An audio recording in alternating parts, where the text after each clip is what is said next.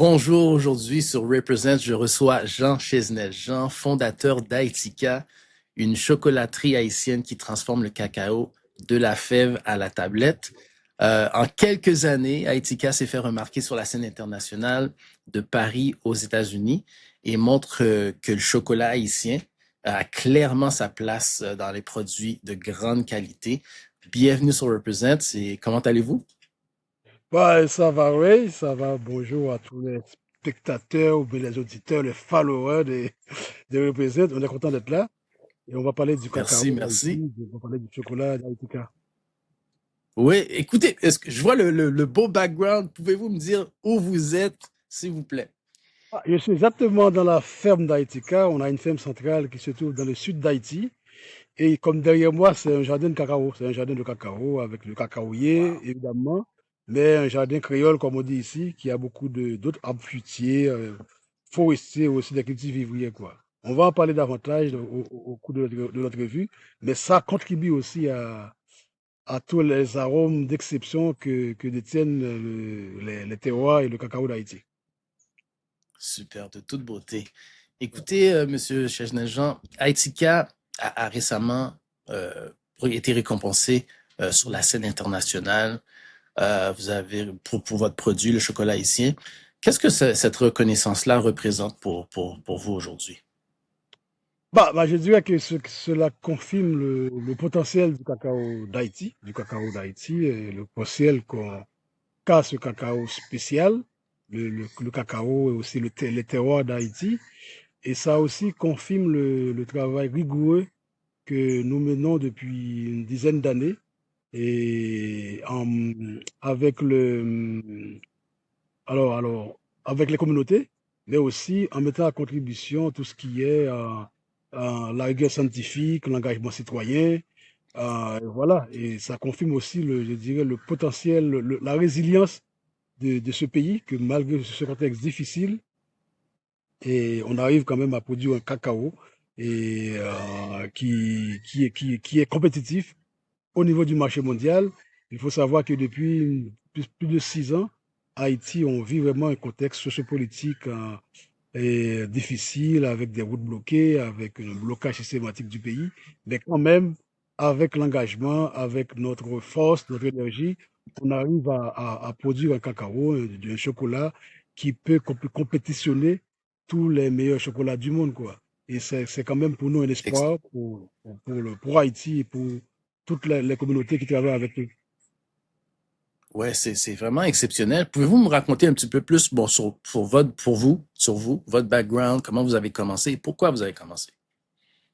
Moi, je suis agronome de formation, je suis agronome, je suis né en Haïti, étudié en Haïti. Évidemment, j'ai passé une année et demie en Belgique, mais après, je me suis retourné en Haïti. Et depuis que j'ai laissé l'université et je travaille dans le développement rural avec beaucoup de coopératives, le café, le vétiver, la mangue, le cacao évidemment. Et avec le cacao, j'ai beaucoup voyagé dans des pays de la région, Amérique latine, Équateur, Pérou, Costa Rica, Cuba. Et c'est là que j'ai appris de ces pays-là. J'ai découvert, donc c'est pas que j'ai découvert en Haïti il y a le cacao, mais j'ai découvert un peu la technique, la stratégie qu'ils adoptaient. Et je me suis dit, voilà, bon, créer, je vais répliquer ça en Haïti, mais vraiment en mettant la sauce haïtienne et là-dedans.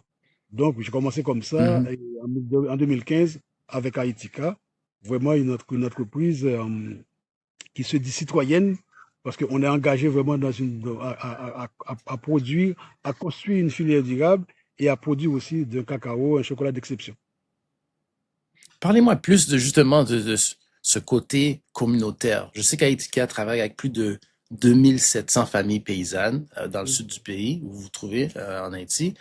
Comment, comment vous construisez un produit d'excellence mondiale tout en restant profondément ancré localement?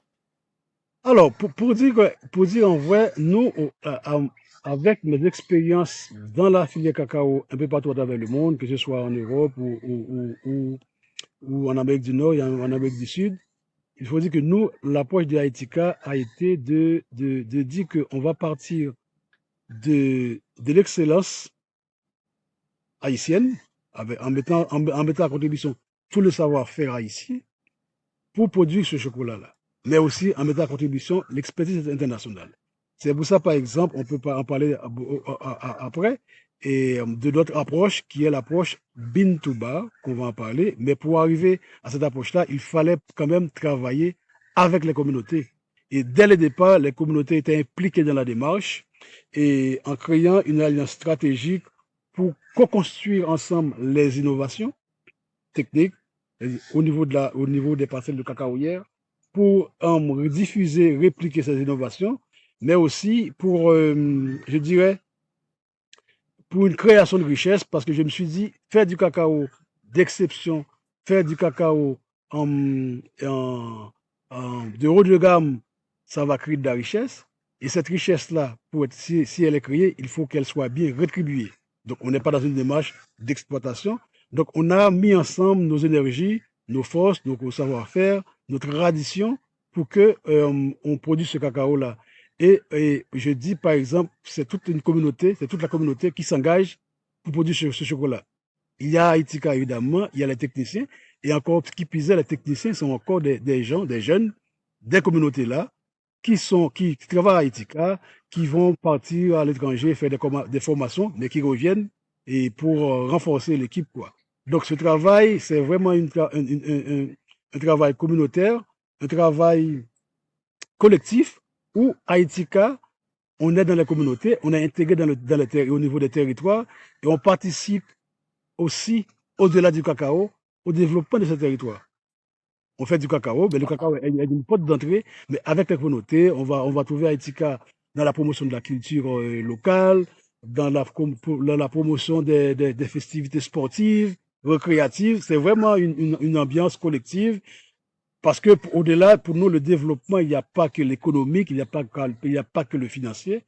Le bien-être, il est holistique, quoi.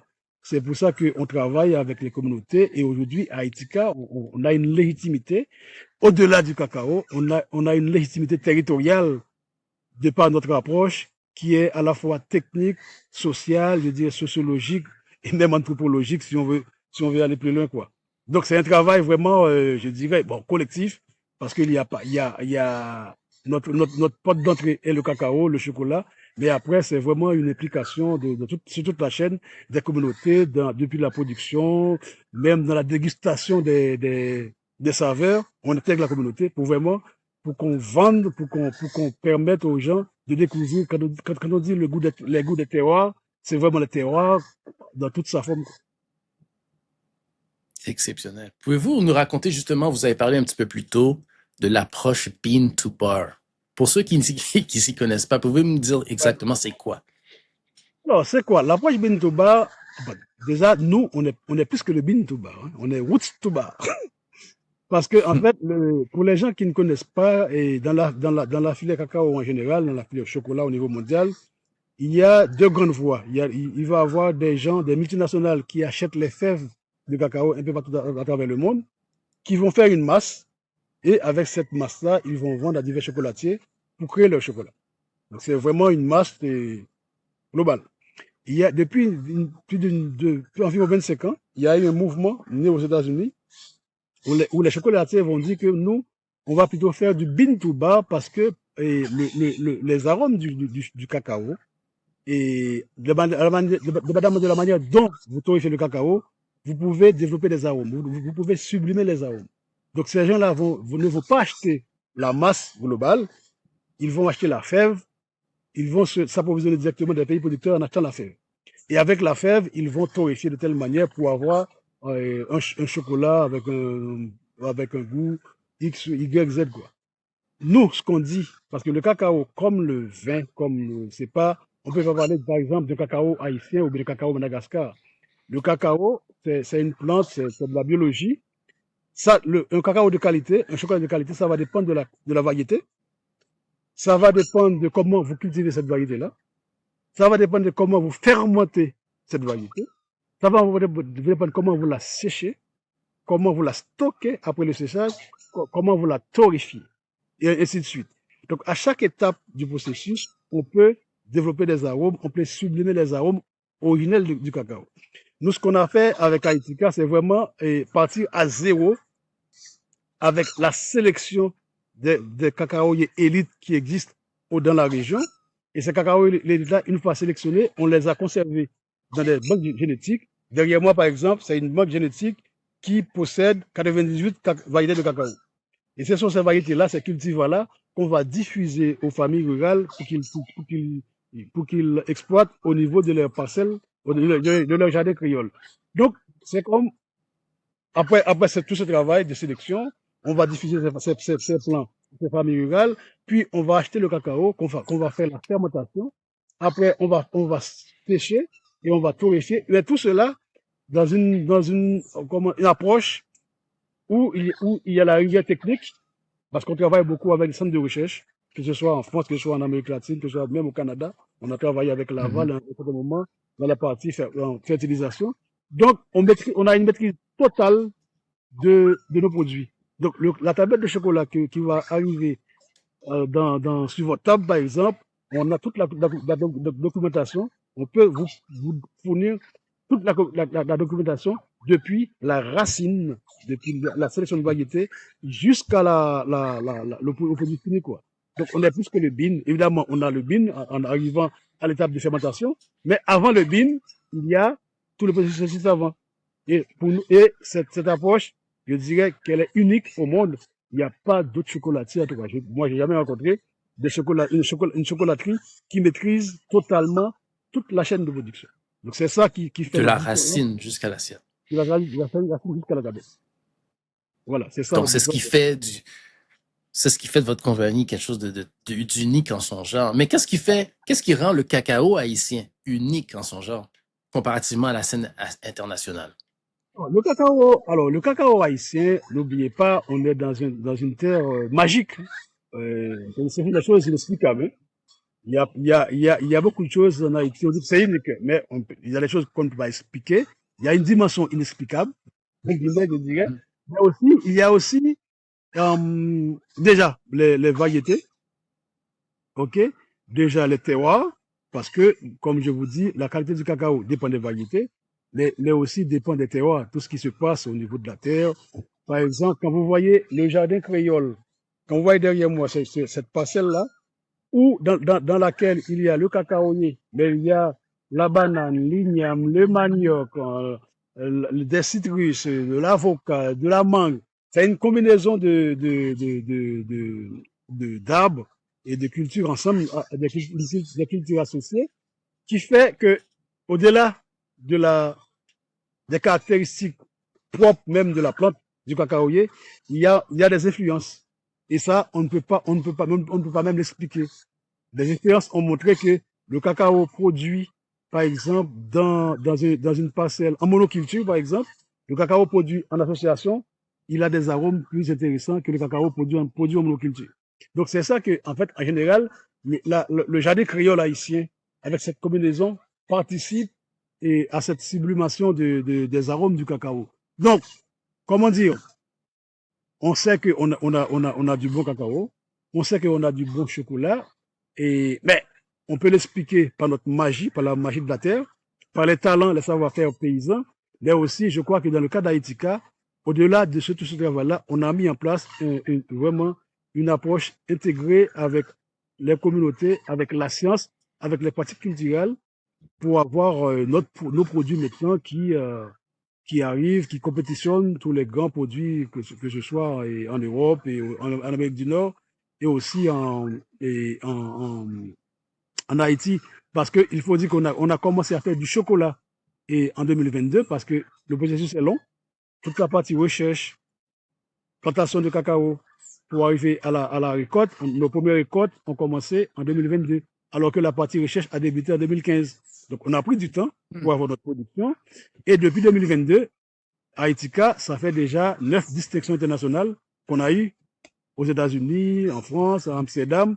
Vraiment, on est content d'avoir ces distinctions, mais c'est pas un fruit du hasard, parce que derrière tout le potentiel originel, intrinsèque des cacao, on a mis quand même en place aussi un processus rigoureux, basé sur les bonnes pratiques agricoles, mais aussi sur l'innovation, la science et la technique, quoi. Vous avez une équipe de combien de personnes? Parce que là, Là, on j'imagine, a une oui, c'est équipe vous qui êtes à la tête. on a une équipe de 30 personnes pour l'instant. Mhm. Et on a dû diminuer à cause de la crise.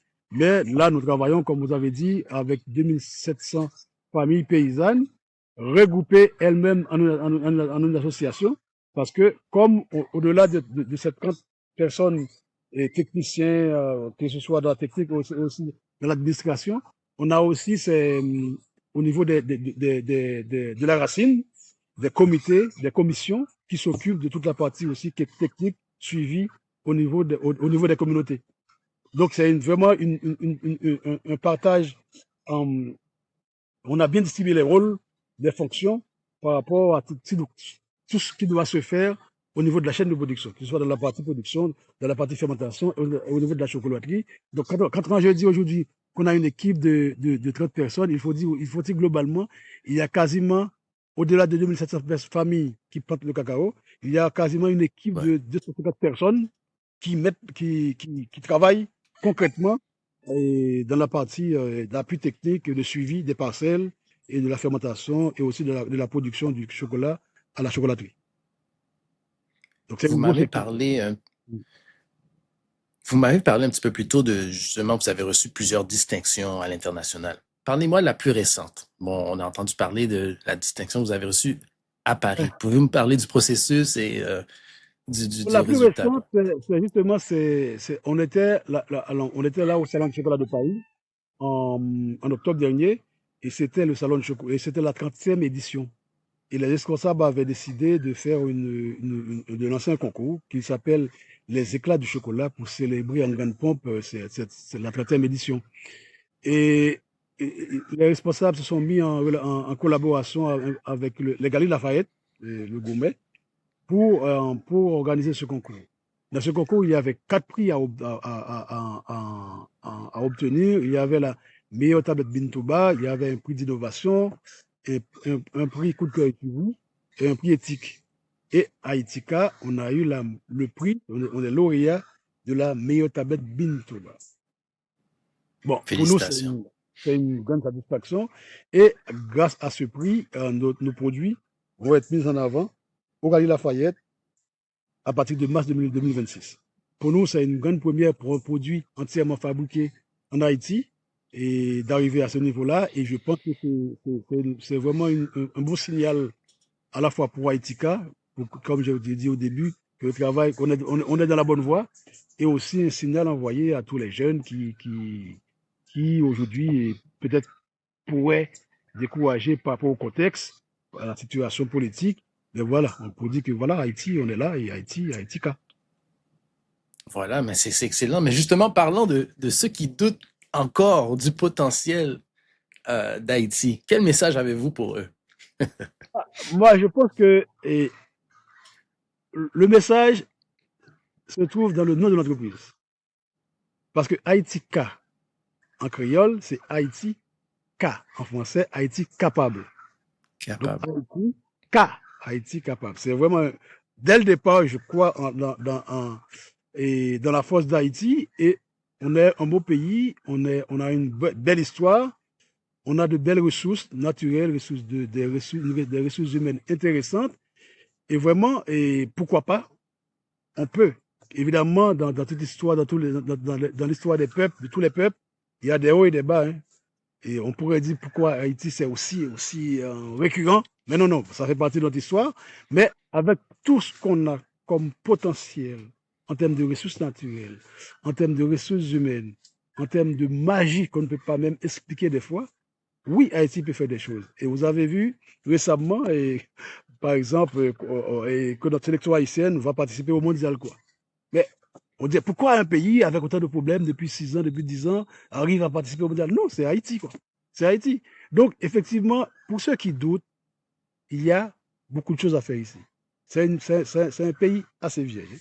Et là, je parle même de la diaspora haïtienne aussi, qui des fois veulent retourner. Ah, on ne va pas retourner parce que non, il faut retourner, il faut revenir au pays parce qu'il y a beaucoup de choses à faire, et il y a du potentiel, il y a une jeunesse qui cherche, il y a une jeunesse qui est là.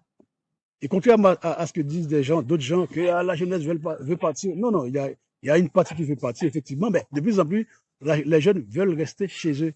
Moi, là où je suis, il y a à chaque fois des gens, des jeunes qui viennent me demander des conseils, qu'est-ce que je dois faire, comment je dois m'orienter. Les gens veulent rester. Donc, pour nous, on est dans cette mission, on a une mission même au niveau local pour dire que voilà, et Haïti, on peut rester là en Haïti, on peut travailler en Haïti pour produire des choses qui peuvent compétitionner d'autres produits au niveau mondial. Et puis, on peut créer de la richesse pour que ce pays, pour que les gens vivent dignement de leur terre, de leur richesse, quoi. Donc, c'est dans cet engagement qu'on est, et c'est ce message que j'aimerais bien envoyer à tous ceux qui doutent de notre capacité pour dire que Haïti, K. Voilà. Quel beau message. Écoutez, Monsieur Jean, votre parcours montre clairement que l'excellence peut naître localement. Et puis, ça fait rayonner à l'international et puis aussi vous êtes resté fidèle à vos racines, ce que je trouve vraiment bien. Donc, merci de faire rayonner Haïti dans le monde entier, une tablette à la fois. Oui, une tablette à la fois et une tablette avec l'âme haïtienne. Donc, pour moi, c'est ce qui est intéressant aussi, c'est que Haïtika, on dit aussi qu'on est dans une démarche aussi. Notre mission, elle est locale, création de richesse, création de dignité. Je ne peux pas dire création de dignité parce que l'Haïtien est digne de par nature, mais je pense que renforcement de la dignité, quoi. Mais aussi, on est dans une démarche, si vous voulez, au niveau mondial aussi, de faire découvrir aux consommateurs gourmets tout l'univers sensoriel du cacao. Je pense que le monde du cacao, le monde du chocolat, il y a beaucoup, beaucoup de choses à explorer encore. Quand je vous dis derrière moi, j'ai 98 cultivars, c'est 98 cultivars, c'est 98 arômes différents. Donc, quand on parle de Wow. cacao, de chocolat, il n'y a pas que le chocolat. Pour les gens qui sont lambda, ah, c'est du chocolat. Mais il y a des arômes différents, comme le vin, c'est comme le vin, si je fais la comparaison. Donc, on peut encore développer des saveurs, des arômes avec des techniques, avec, voilà. Donc, il y a vraiment un univers sensoriel très étendu que le monde, que l'industrie connaît très peu et que Haïtika, on a investi là-dedans. Et je pense on va y aller et avec la passion. Comme vous voyez là, moi, je suis passionné de la racine de la tablette. On va y aller avec passion, avec force et avec la science voilà, pour contribuer, pour faire notre mission, quoi. De la Voilà. racine à la tablette. J'adore, j'adore.